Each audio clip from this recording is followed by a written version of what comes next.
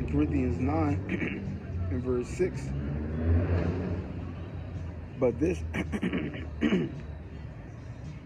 but this I say, he which sows sparingly shall also, he that sows sparingly shall reap also sparingly, and he which soweth bountifully shall reap also bountifully. Right? So, again, so basically what it's saying is a person who's given a little is going to get a little, but a person who's given a lot is going to get a lot, right? And that applies to the good and the bad, right?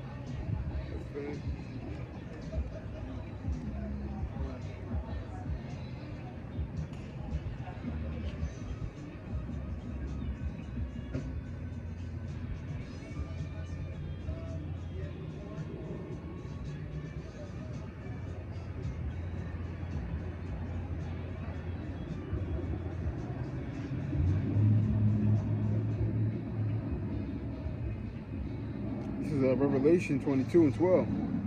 It says, and behold, I come quickly, Yahushua, and my reward is with me to give every man according as his work shall be.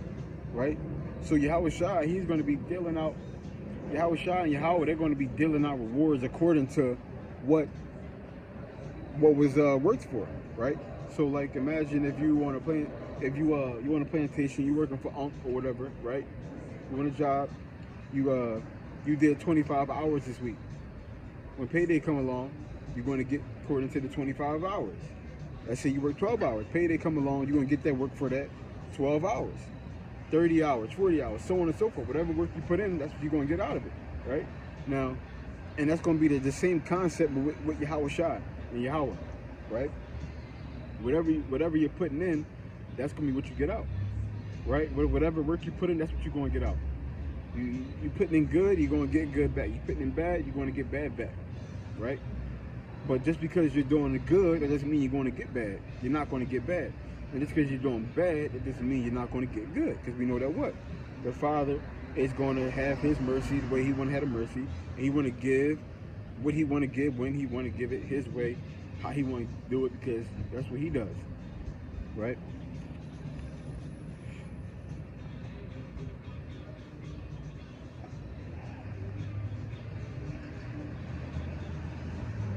It says, verse 7, every man according as his purpose in his heart, so let him give, not grudgingly or of necessity, for Yahweh loveth a cheerful giver.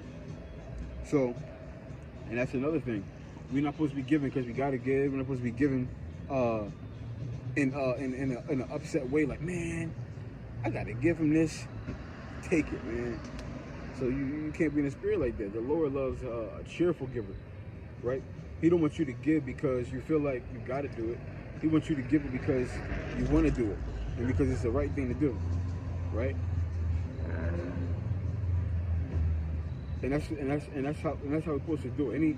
If we got something, we're supposed to give it, right? Especially if you got something to give, you got to give it, right? Like if you went to the store and you went to, again, a random example, right? You go to the store, you buy 3 hamburgers. You pull up to the stoplight, and you see a homeless person with a sign, and they out there, they sign like, yo, what it says, I'm hungry, help me out, anything. And you got 3 burgers right there, and they offer you. You can give them a burger. You can do that, right? You can. And you don't got to do it because you have to do it. Just do it because it's the right thing to do. You don't want to be in a mindset of, oh, I'm doing this because I had to do it, right? Nobody wants that. Nobody wants a servant who's doing things just because they have to do it. The Lord wants a servant who's going to do things because they want to do it. That's who they are, right? And as you shut off the old man, that feeling is going to come back, right? It's kind of like with children, right? Children are cheerful givers. For the most part. Now you can get some children where they're put in circumstances where they don't eat as much, and they develop habits where they don't want to share. They want to be stingy and greedy, right? I'm talking about a child not in those kind of environments, right? A child in a regular environment. What he's going to do is, if you ask a child for something, they got food, you ask them for it. A regular child in a regular environment, they're gonna freely give it to you, happily. They won't even be upset about it. They're gonna happily give it to you, right? Because that's how children are. They're innocent, they're pure, right?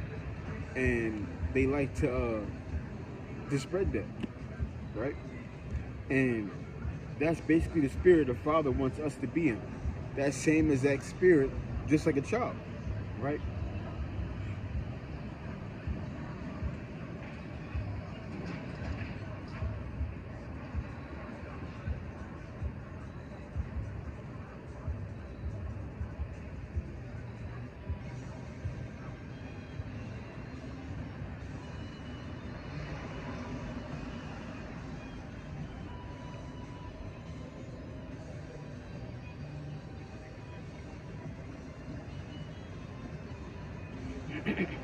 James chapter 2 and verse 13, it says, "For he shall have judgment without mercy, that have showed no mercy, and mercy rejoiceth against judgment," right?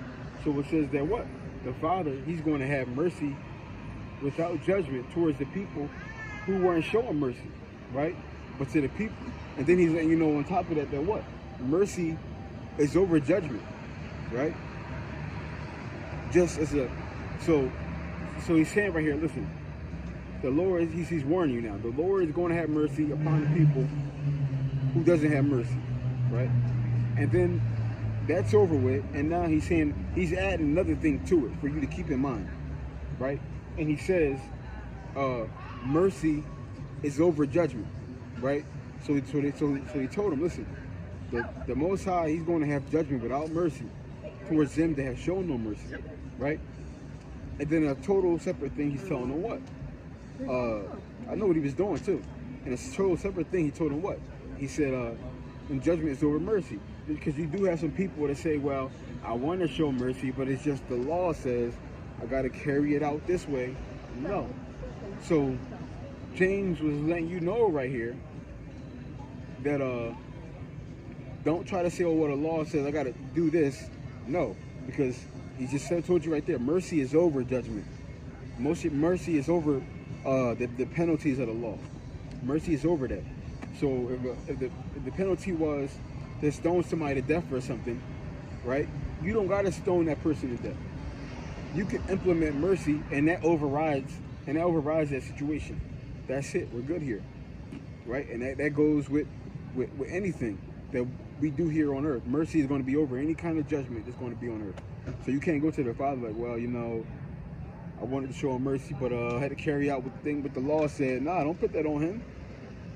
Because he's letting you know right here, mercy is over judgment. So there's no judgment that you can carry out that mercy isn't over, right? So mercy is going to always be over judgment, okay?